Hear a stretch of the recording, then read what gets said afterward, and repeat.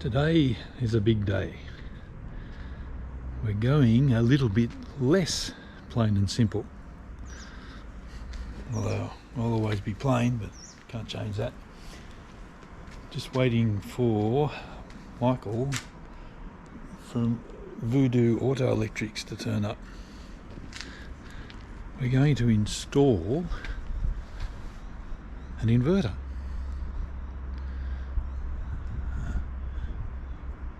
We're doing this because I don't like running the generator just to do our washing. That's the main reason, and Vic wants to use the microwave and hairdryer and straightener and all that stuff inside the van, so I don't like running the generator unless we really have to, unless we're out on our own. So we're putting the inverter in, and we'll only use the generator to charge the batteries when we really need to. So what we've got so far, down in here, we've got 3 100 amp lithium batteries, which should be enough to power the inverter for a while. Then we've got the Red Arc combination charger, which is DC to DC charger, 240 volt charger. Power, solar input as well. So that takes care of the charging of the batteries. And on the roof, I can't get up there to show you, we've got 2 170 watt solar panels, which is pretty good, but like all vans, they're lying flat, so their efficiency isn't much more than 60%. So while Michael's here, he's also putting in a Anderson plug down the back, so we'll be able to charge from a portable solar panel as well. So that'll increase our solar input. Just waiting for Michael to turn up, and then we'll have a look at the inverter. So what we're putting in is the Enerdrive 2600 inverter with the transfer switch. Now that complicates the installation because that means it has to be hardwired in to the 240 circuit. The advantage of that, I guess, is if we're on 240 and the power goes, and this just automatically switches over, turns the inverter on. Can't see that happening, but anyway, it's part of the feature of the unit.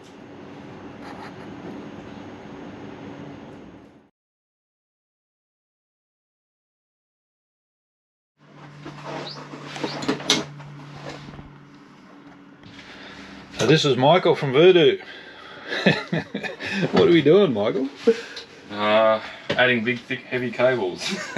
Doing a pass-through inverter system. So your whole van, except for the hot water system, and what else we got not going to run on it? The battery charger. Yeah. So we've got to isolate those two, but otherwise everything in the van will become. We'll be able to run off the inverter. So I do a full setup, goes back through your main braking system. But basically power comes in from the side of the van, part goes through your breaker, then down to the inverter and back up to the distribution point. So at the minute he's upgrading the connecting cables between my 3 batteries. Yeah. There's the old one. What did you say, 10 mil? 10 mil square, yeah. Good for about, around about 100 amps over a meter. With minimal voltage drop. And then there's the new cable. Which is the 70 mil square. So yeah, 7 times the size.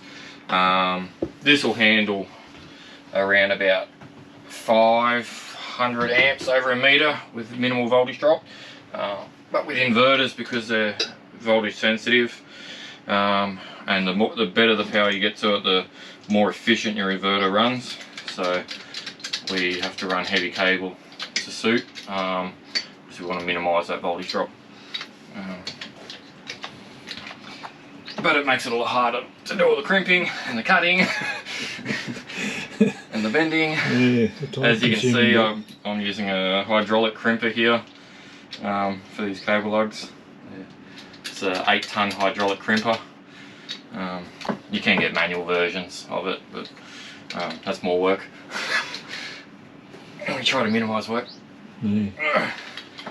Cheaper for the customer. Yeah. And I'm less worn out at the end of the day. But I'm already huffing and puffing, so I don't know how well that's working.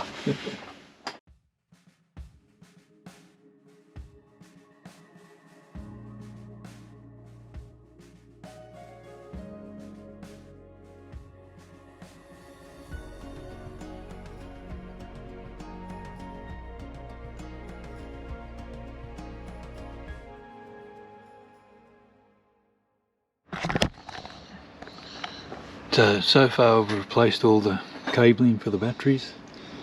We've run that through the shunt for the battery management system so we can keep an eye on what's going on as we use the inverter. And then the inverter's hooked up, installed, running. All we've got to do now is hardwire it into the power points. We thought we'd get away for a couple of days just to test out the inverter and the other changes that we've had done to the van. So we thought we'd come up to Darlington Park, because we haven't been up here for ages and ages and ages. Originally we booked an unpowered site.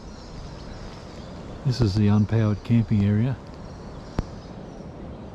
So we booked one of these sites, and then as we were coming up, it absolutely pelted down with rain. So we decided we didn't want to camp in any mud and crap, so we upgraded to a slab site. But it's not too bad, not too muddy.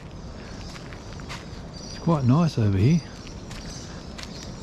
I'll take you over to where we are and just show you the difference, but all you can hear over here is trees and the surf and just open space.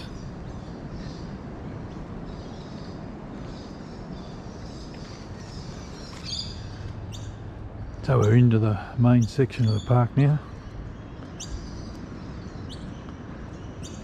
School holidays, so it's not, for school holidays it's probably only half full.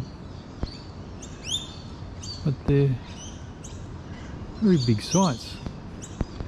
As you can see, spaced out really well.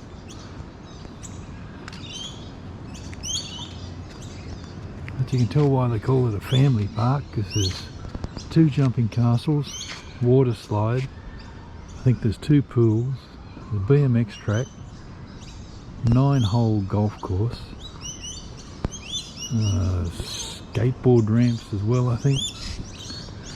Got about 3 amenities. It's just, yeah, it's a very, very nice park. And I guess the only but is, it's very bloody expensive. We don't usually go away during school holidays, so I guess I don't know what the normal rate is, but for our unpowered site and being NRMA members, it was $62 a night. And when we upgraded to the slab site, it was an extra $15 a night. But that's nice.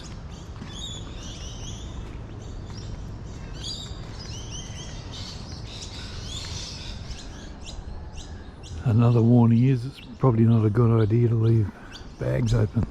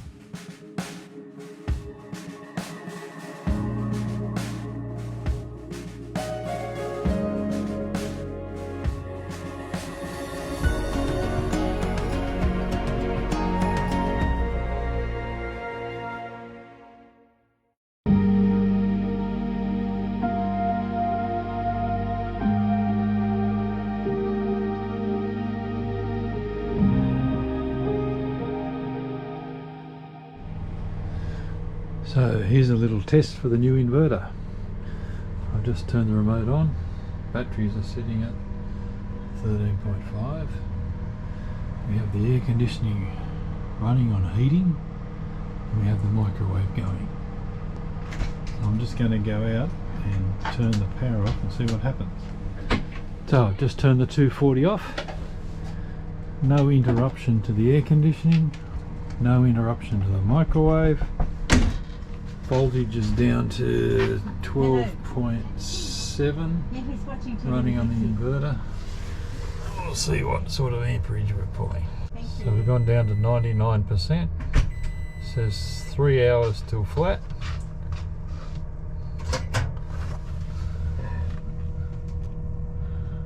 We're pulling 44 amps.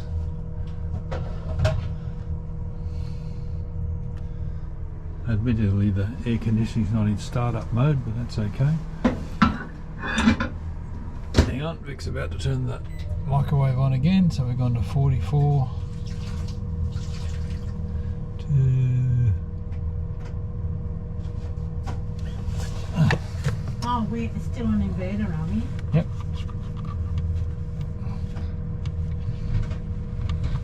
Let's get the screen back. So we're pulling 147 amps.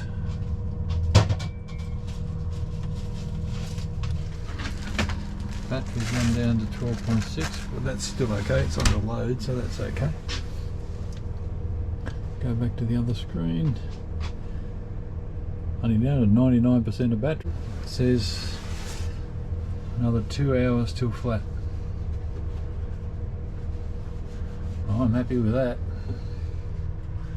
Oh, well, if you're happy, I'm happy. Hey, love. Hey, babe. It wasn't planned that we'd ever use the air conditioning on the inverter, but it Why works. not? All We're not good. going to for long because we paid for it, so we're going to use power. We got this Sunbeam electric kettle. Not sure what the wattage is. Anyway, we'll see. We've got the inverter on. Battery's at 13.4. Battery monitor says batteries are at 100%. Fridge is running, so we're pulling about 7 amps at the minute anyway. Only got 1.4 going back into solar. Turn the kettle on.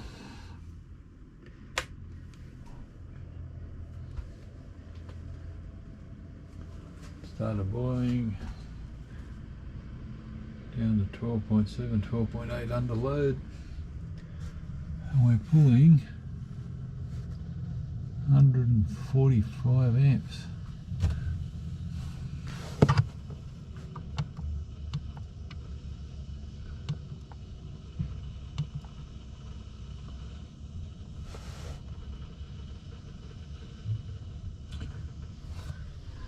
Expensive little buggers to run, electric kettles.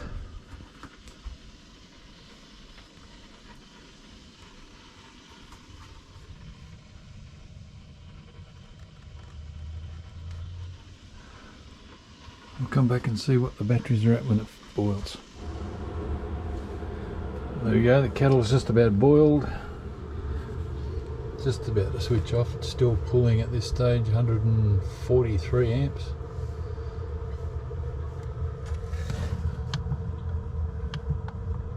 Battery's down to 96%. It's just turned off. And it got down to saying it had to be 2 hours before we went flat using the kettle.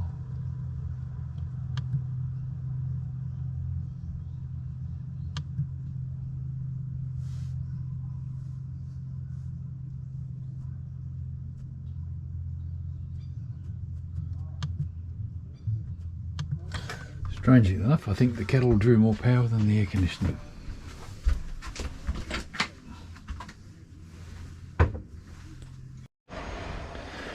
This morning Michael from Voodoo has come around again and we've finished off the inverter install and upgrade for solar input.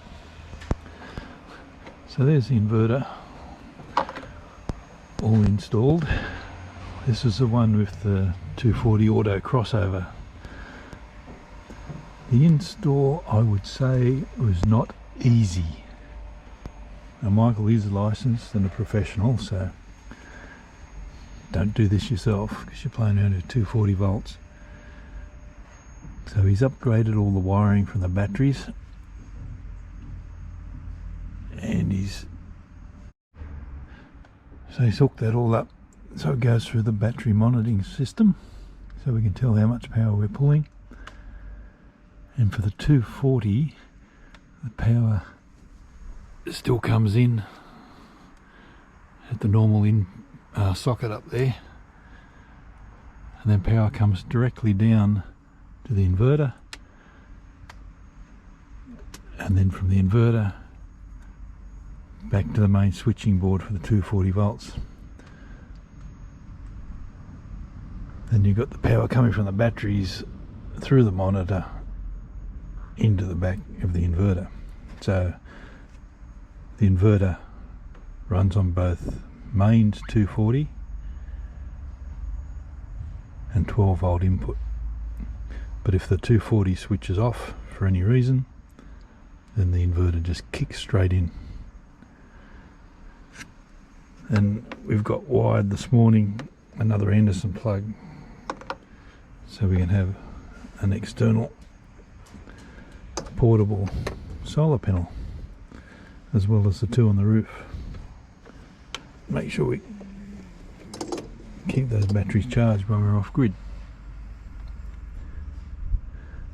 And as I said before, it wasn't an easy job. Michael was here for 7 hours last week, and he did some other jobs as well this morning, so another hour this morning. So I don't think it's a DIY job. Maybe if it's not wired into 240 like ours is with the transfer switch it might be, but I certainly wouldn't attempt it. And I probably need to point out too that there's no sponsorship involved in this thing. We're not sponsored by Enerdrive or Michael, so we paid for the lot. Don't know how much the bill's going to be, but I'll try and hide that from the boss. Anyway, see you next time.